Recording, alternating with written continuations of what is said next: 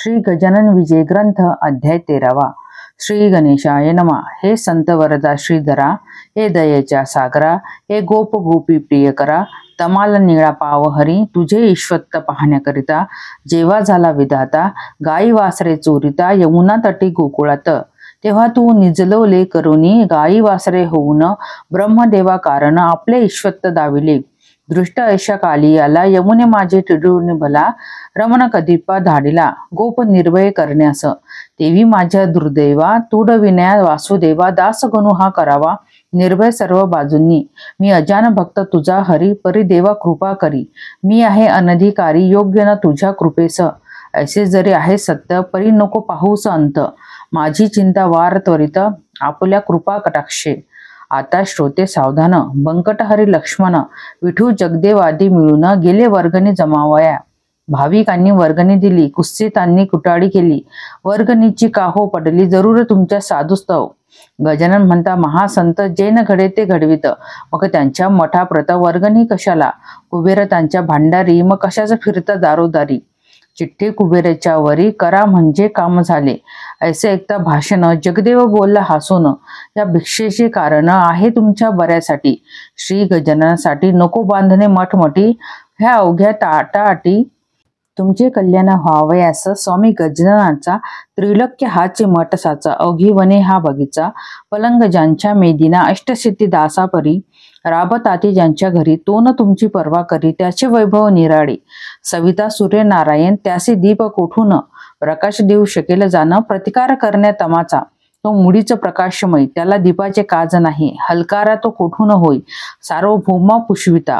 इच्छा ऐकिक वैभवाची असते मावना प्रतिसाची, ती आहे व्हावयाची पूर्ण या पूर्ण कृत्याने।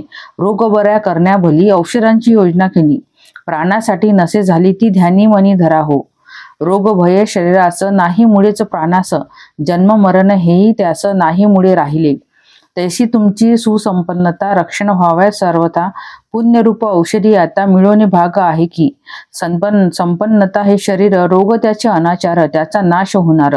या पुण्यरूप औषधीने म्हणून पुण्य संचय करा, कुतर्कना चित्ती धरा, पुण्य मोदिनी माझी पेरा। करा आपल्या संपत्तीचा बीज पेरेती खडकावर, ते वाया जाते साचार, त्यास कधी न येणारा मोड हे ध्यानी धरावे। अनाचार दुर्वासना हे खडक असती जाना, तेथे टाकल्यावरी दाना ते किडे पाखरे भक्षिती। संत सेवे समान कोणी ते नाही पुण्य आन, स्वामी सांप्रत गजानन मुकुटमणी संतांचे। संत कार्यास काही देता अगदितीनं होते सर्वथा, एक दाना टाकीता मेदिनी माझी कणीस होते। त्या कंसास दाणे येते एकाचेच बहुत होती, तीच पुण्याची आहे स्थिती, हे बुध हो विसरू नका। ऐसे बोलता साचार कुटाळ झाले निरुत्तर, खरे तत्व असल्यावर कुंठित गती तर्काची। नेता असल्या वजनदार वर्गणी ती जमे फार, शुल्लकाच्याने न होणार कार्य कधी वर्गणीचे। असो मिळाल्या जागेवरी कोट बांधिला सत्वरी, झटू लागले गाव करी मग वान कशाची। बांधकाम कोटाचे चालता शेगावीसाचे, दगड चुना रेतीचे सामान गाड्या वाहती। त्यावेळी समर्थ स्वारी होती जुन्या मठावरी, त्यांनी विचार अंतरी अशा रीती केला हो। आपण तेथे बसल्यावने कामन चाले झपाट्याने, म्हणून कौतुक समर्थाने केले कसे ते परिसिया। एका रेतीच्या गाडीवरी समर्थांची बसली स्वारी, तो गाडीवान झाला दुरी। महार होता म्हणून तै महाराज बदले तयास, कार्य खाली उतरलास आम्हा परमहंसास विटाळाची बाधा नसे। महार बोलले त्यावरी, महाराज तुमच्या शेजारी मी न बसे गाडीवरी, ते आम्हा उचित नसे। मारुती रामरूप झाला परी राम सानिध्य नाही बसला, तो उभाच पहा राहिला कर जोडूने रामापुढे। बरे बापा तुझी मर्जी त्यास हरकत नाही माझी, बैलांनो नीट चला आजी। गाडीवाल्या वाचून बैल तसे वागले नाही कशास बुजले, गाडीवाल्या वाचून आले नीट सांकेतिक स्थलास। समर्थ खाली उतरले मध्यभागी येऊन बसले, तेथेच हल्ली काम झाले त्यांच्या भव्य समाधीचे। ही जागा शेगावात आहे 2 नंबरात, 43, 45, 700 सर्वे नंबरच्या महाराज बसले ज्या ठिकाणी, तीच यावी मेदींनी। मध्यभाग म्हणून हे करणे भाग पडले, त्या 2 नंबरातून जागा थोडी येईन घेऊन।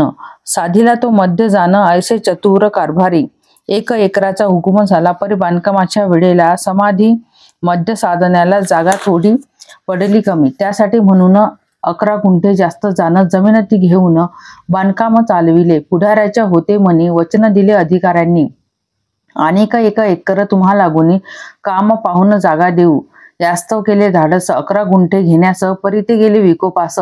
एका दुष्टाच्या बातमीमुळे यामुळे पुढारी थोडे घाबरले अंतरी. त्यात जो पाटील होता हरी तो बोलला समर्था, 11 गुंठे जागेचा तपास कराव्याचा साचा. एक जोशी नावाचा आला असे अधिकारी. हसत हसत पाटलाला समर्थाने शब्द दिला, जागेबद्दल जो का झाला दंड तुम्हा तो माफ होईल. त्या अधिकारी जोशाप्रती समर्थाने दिली स्फूर्ती.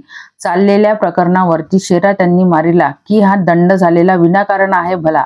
दंड गजानन संस्थेला परत द्यावा म्हणून मी करून आलो चौकशी. जाऊन त्या शेगावासी या घडलेल्या प्रकाराशी दंड होणे उचित नाही म्हणून तो माफ केला. असा हुकूम जेव्हा आला तरी हरी पाटलाला आनंद झाला विशेष. तो म्हणे समर्थाचे वाक्य ना खोटे व्हावयाचे. मजवरी किटाळ महाराजांची येऊन गेले नुकते एक. त्यावेळी महाराजांनी भिवू नकोस म्हणून तुझ्या एकाही केसा लागून धक्कानं त्याचा बसेल. तेच खरे अखेर घडून आले साचार. तैसाचा हाही प्रकार आज दिनी झाल्यासे. समर्थ वाक्य खोटे झाले असे कोणी न कधी ऐकले. असो, शेगावाचे लागले लोकभजने स्वामींच्या. आता नव्या जागेत आल्यावर जे काही घडले प्रकार म्हणजे समर्थांचे चमत्कार ते आता वर्णितो. मेहकराच्या सान्निध्याला सवडद नामे ग्राम भला. त्या गावीचा एक आला गंगा भारती गोसावी. यास होता महारोग. कुजून गेले अवघे अंग. उरलीन पडल्या वाचून भेग. जागा दोन्ही पायाला करपद बोटे जडून गेली. तनुप्रती चढली लाली कानाच्या सुजल्या पाडी. कंडू सुटला तनु ते म्हणून गंगा भारती त्या महारोगात त्रासली होती. समर्थांची एकूणी कीर्ती शेगावासी पातला. श्रोते त्या गोसाव्या प्रत लोक अडवू लागले बहुत. तुला रक्तपिती आहे सत्य, तू न जावे दर्शना. महाराज दिसतील अशा ठाई उभा राहून दर्शन घेई. कधीही ना जवळ जाई त्यांचे चरण धराव्या. हा स्पर्शजन्य रोग फार म्हणून वैद्य डॉक्टर सांगित याचा विचार तो आपल्या मनी करी. परी एके दिनी गंगा भारती चुकवून अवघ्या लोकांप्रती येता झाला सत्वर गती. प्रत्यक्ष दर्शन घ्यावया. डोई ठेवता पायावर समर्थाने चापट थोर मारली त्याच्या डोक्यावर. अति जोराने विबुध हो म्हणून तो उभा ठेला. समर्थास न्याहाळू लागला. स्वामींनी त्याच्या थोबाडाला दोन्ही करे ताडिले. फडाफड मारल्या मुखात आणिक वरती एक लाथ. खाकरोनी बेडका प्रत थुंकले त्याच्या तनूवरती. तोच त्याने मानिला समर्थांचा प्रसाद भला. बेडका होता जो का पडला तयाची अंगावर तो त्याने घेऊन करी. चोडून अवघ्या शरीरी लाविता झाला मलमापरी. आपल्या सर्व अंगास तो प्रकार पाहता एक कुटाळ तेथे होता. तो गोसाव्यासी बोलता, झाला पाहून येणे रीती. आधीच शरीर नासले तुझे आहे बापा भले. त्यावरी त्यांनी टाकिले या अमंगळ बेडका ते. तो तू प्रसाद मानला अवघ्या अंगाते चोडीला. जा लावून साबणाला धुवून टाकी सत्वर. हे असे वेडे पीर विचारू लागता भूमीवर. त्यांची अंधश्रद्धेचे नर साधू असे मानिती. त्याचा परिणाम असा होतो अविधी कृत्यांस ऊत येतो. तो येता सहज जातो. समाज तो रसा तळा यासी तुझेच उदाहरण. तो औषध घेण्याचे सोडून आलास की रे धावून या वेड्या पेशापाशी. गोसावी ते ऐकता हसू लागला सर्वता. म्हणे तुम्ही येथेच चुकता याचा करा विचार. अमंगळ साधूपाशी काही न राहते निश्चयसी. कस्तुरीच्या पोटाशी दुर्गंधीना वसे कदा. तुम्हा दिसता बेडका तो हाय प्रत्यक्ष मलम देखा. कस्तुरीच्या सारखा सुवास येतो या लागी.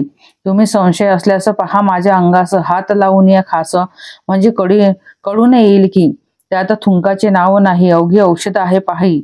मी इतका वेड्या नाही बेडकास मलम मानणारा. तुझ्या त्याशी संबंध नव्हता म्हणून बेडका दिसला तत्वता. समर्थांची योग्यता त्यानं मुळी जाणली.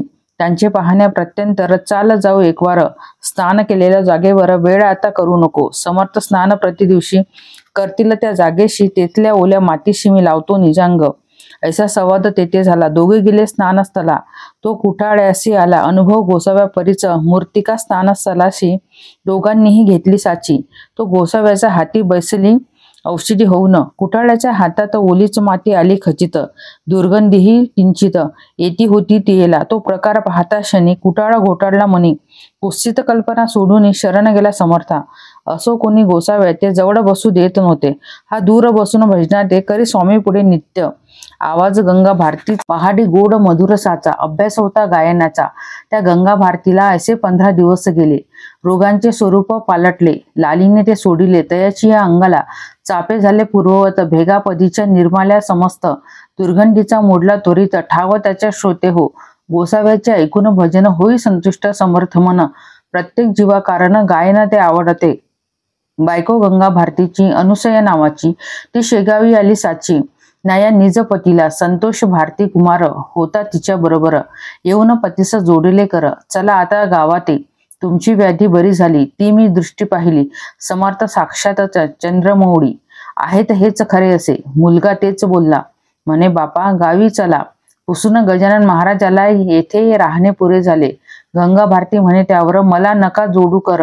आजपासून साचर मी तुमचा खचित नाही. ही अनाथांची माऊली स्वामी गजानन येथे बसली. त्यांनी माझी उतरवली धुंदी चापट मारून. राख लावली अंगाप्रत आणि चित्त तुझे संसारात. केलीस विटंबना बहुत या भगव्या वस्त्रांची. ऐसे संकेते बोलले थापटा मारून जागे केले. आता डोळे उघडले संसाराचा संबंध नको. हे संतोष भारती कुमारा तू तुझ्या आईस नेई घरा. येथे नकोस राहू जरा. सवडदा जवळ करावे हिचे जीवमान जोवरी. तोवरीची सेवा करी हीच तुझी माया खरी. हिला अंतर देऊ नको मातोश्रीची करिता सेवा. तो प्रिय होतो वासुदेवा. पुंडलिकाचा ठेवावा इतिहास तो डोळ्यापुढे. मी येता सवडतात पुन्हा रोग होईल पूर्ववत. म्हणून त्या आग्रहात तुम्ही न पडावे दोघांनी. आजवरी तुमचा होतो आता देवाकडे जातो. नरजन्माचा करून घेतो काहीतरी उपयोग. हा वाया गेला खरा नराचा जन्म साजेरा. चुकेल 84चा फेरा. ऐसे साच सांगितले समर्थ कृपेने निश्चिती. झाली मला ही उपरती. या परमार्था खेरीत माती. टाकू नकारे मोहाची. ऐसे सांगून कुटुंबाला मुलासह सवडाला. दिले धाडून राहिला आपण तसा शेगावी. पदांतरे समर्थांची आवडीने म्हणावी साची. त्यास कला गायनाची येत होती विबुध हो. प्रत्यही तो अस्तमाना एकतारा घेऊन आणा. समर्थांच्या सानिध्याना बैसून भजन करीत असे. ऐकून त्यांचे भजन इतरांचेही हर्षे मन. वस्तू अशीच आहे गाणं. रज विनारी सर्वांते. हा गंगा भारती बरा झाला. रोगांचा पत्ता मोडला. मलकापुरास पुढे गेला गजाननाच्या आज्ञेने. असो एकदा पौष मासी झामसिंग आला शेगावासी. बोलता झाला समर्थांशी माझ्या गावास चला हो. मम भाच्याचा गृहाला अडगावी नेनाला मी आलो होतो आपणाला. तई आपला करार ऐसा होता समर्था. मी नाही येता आता. नको करू आग्रह ऋता. पुढे मागे येईन. त्याला दिवस झाले बहुत. आता चला मुनगावात. मी आहे आपला भक्त. माझी इच्छा पूर्ण करा. मुनगावात माझे घरी काही दिवस राहा तरी. मी अवघी करून तयारी न्यायला आलो आपणा. झामसिंगा बरोबर मुनगावी आले साधूवर. दर्शना लुटले नारी नर. तो न आनंद वर्णवे. झामसिंगाने भंडारा घातीला असे थोर करा. मुनगाव झाले गोदा तीरा. दुसरे की हे पैठणा माझे एकनाथ. मुनगावी गजानन संत. भजनी दिंड्या अमित आल्या भजन करावया. आचारी लागले स्वयंपाक. अर्धा स्वयंपाक झाला निका. ते महाराज बोलले देखा ऐसे झामसिंगासी. झामसिंगा आज चतुर्दशी. मुळीच आहे रिक्त तिथी. भोजनाचा पंक्ती पौर्णिमेला होऊ दे. झामसिंग बोलला यावर. स्वयंपाक झाला तयार. लोक जमले आहेत फार. आपला प्रसाद घ्यावया. स्वामींनी केले बोलणे. तुझे व्यवहार दृष्टीने योग्य परी हे न माने. त्या जगदीश्वराला झामसिंग हे अन्न न येई उपका कारण. तुम्हा प्रपंचिका लागून आपलेच व्हावे वाटते. पंक्ती बसल्या भोजना. तो का की आकाश जाना. भरून आले गर्जना. होऊ लागली मेघांची. चमके वीज माथ्यावरी. झंझावात सुटला भारी. कडकडाती कांतारी. लागली झाडे मोडावया. घटकेत पाणी झाले. अन्न अवघे वाया गेले. मग झामसिंगाने विनविले महाराज हेने रीती. आता महाराज उद्या तरी मुळी न व्हावे आजच्या परी. हिर मुष्टी होऊन बसली खरी. अवघी मंडळी गुरुराया निवाराया पर्जनाला. हा नवे पावसाळा आगंतुक बेटा आला. आमचा नाश करावया. आता पाऊस पडेल तरी शेतीची होईल वाटोड हे पहा सकळ. मग म्हणतील लोक ऐसे झामसिंगे केले पुण्य. हा भंडारा घालून ते भोवले आम्हा लागून. वा खूप तऱ्या पुण्याची. तै महाराज म्हणाले श्यामसिंगा ऐसे संचित होसी का गा. तुला न उद्या देईल दगा हा पर्जन्य कधीही. आताच मी वारितो त्यासी. ऐसे बोलून आकाशाशी पाहू लागले पुण्यराशी. तो आभाळ फाकले. मेघ क्षणात निघून गेले. सर्व ठाई ऊन पडले. एका क्षणात झाले अगाध सत्ता संत्याची. दुसरे दिवशी पौर्णिमेला थोर भंडारा पुन्हा झाला. तो नियम चालला. अजून त्या मुनगावी झामसिंगाने आपली इस्टेट सर्व अर्पण केली. महाराजांच्या चरणी भली. त्या मुनगाव ग्रामात लोक त्या मुनगावात समर्थांचे झाले भक्त. पुंडलिक भोकरे म्हणून त्यात एक जवान पोऱ्या असे. हा उग्रड्या नामक कुणब्याचा पुत्र एकुलता एक साचा भक्त झाला महाराजांचा ऐन तारुण्य माझारी हे उकिरडा नाम वराडात पोर नसल्या वांचत लोक नवसेन ठेवितात ऐसा प्रघात त्या प्रांती ते पेटया तेलंगणात केर पुंजा महाराष्ट्रात तैसा उकिरडा वराड्यात नाव ठेविती बालकाचे हा पुंडलिक वद्य पक्षाशी कराव्या वारीसी इत नियमे शेगावासी घ्याया दर्शन समर्थांचे जैसे का ते वारकरी वद्य पक्षा माझारी जाती इंद्रियनीचे तिरी देहू आनंदी गावाला तैसाचा हा वराड्यात वारी वद्य पक्षात करी येऊन शेगावात परम भाव भक्तीने असो एकदा वराड्यात रोग ग्रंथिक सानिप्यात बळावला अत्यंत गाव बाहेर पडले की या तापात असे होते